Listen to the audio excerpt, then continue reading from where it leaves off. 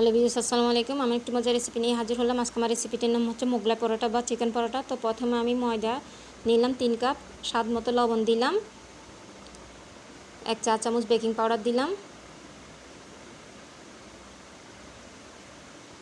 Soybean তেল দিচ্ছি সামান্য পরিমাণ, আর এগুলোকে ভালো করে মিশিয়ে নেব। এরপর অল্প অল্প পানি দিয়ে আমি ডোটা তৈরি করব। স্বাদ মতন চিনি দিচ্ছি।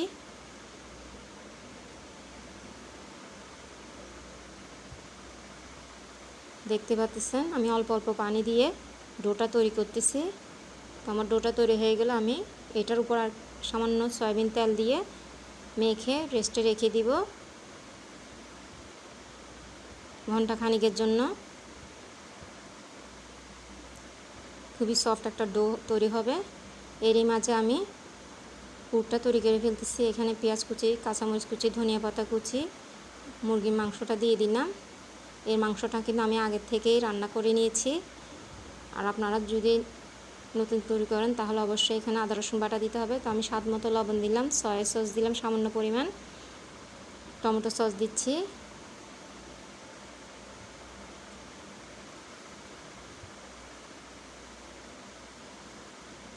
স্বাদ মতো চিনি দিচ্ছি, 1 চা চামচ গুঁড়া দুধ দিচ্ছি। আর এগুলো দিয়ে আমি ভালো করে নেড়ে চেড়ে নেব। স্বাদ মশলাটা দিলাম, নেড়ে চেড়ে আমি পুরটা তৈরি করে নিচ্ছি। দেখতে পাচ্ছেন আমার পুরটা তৈরি হয়ে গেল। তো ডোটা কতটা সফট হয়েছে দেখতে পাচ্ছেন। এখন আমি এইভাবেই কিন্তু পরোটাটা তৈরি করব হাতের সাহায্যে। আমি কোনো এটাকে বেলে নিব না,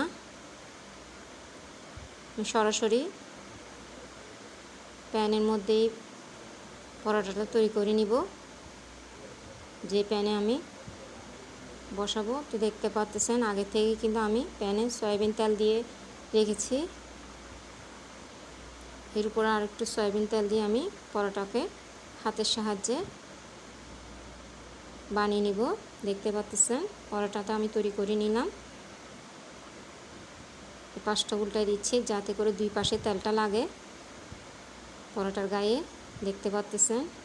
আর এই পরোটাটা কিন্তু হুবহু দোকানের পরোটার মতোই হবে, মোগলাই পরোটাটা যেটা আমরা কিনে খাই ফাস্টফুডের দোকান থেকে। দেখতে পাচ্ছেন। তো তৈরি হয়ে যাচ্ছে কিন্তু আমার মোগলাই পরোটা বা চিকেন পরোটা। দেখতে পাচ্ছেন খুবই অসাধারণ একটি খাবার, খুবই মজাদার একটি পরোটা। আশা করি আপনাদের সবার ভালো লাগবে। আর ঘরের তৈরি তো খাবার সবসময় স্বাস্থ্যসম্মত হয়। দেখতে পাচ্ছেন মাশাআল্লাহ কতটা লোভনীয় দেখাচ্ছে। খুবই অসাধারণ খাবার একটা। আশা করি আপনাদের সবার ভালো লাগবে। আমার চ্যানেলকে অবশ্যই লাইক শেয়ার সাবস্ক্রাইব করে দেবেন। একবার হলো ঘরে তৈরি করে দেখবেন। তো দেখতে পাচ্ছেন খুবই মজাদার একটি খাবার। আপনারা বাচ্চাদেরকে অবশ্যই এভাবে ঘরে তৈরি করে দিতে পারবেন। সবাই ছোটো বড়ো সবাই খেতে পারবে। তো দেখার জন্য সবাইকে ধন্যবাদ।